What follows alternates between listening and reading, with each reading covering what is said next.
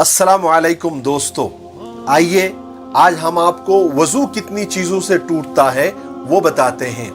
वज़ू टोटल 8 चीज़ों से टूटता है। नंबर 1, पेशाब या पाखाना यानी टॉयलेट वगैरह हो जाना।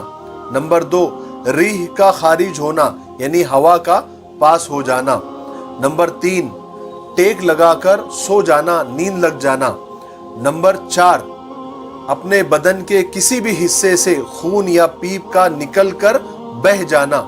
नंबर 5, मुंह भरकर उल्टी हो जाना। नंबर 6, नमाज में खिलखिलाकर हंसना। नंबर 7, बेहोश हो जाना। और नंबर 8, किसी किसी को मिर्गी के या फिट के या पागलपन के दौरे पड़ते हैं तो उससे भी वज़ू टूट जाता है।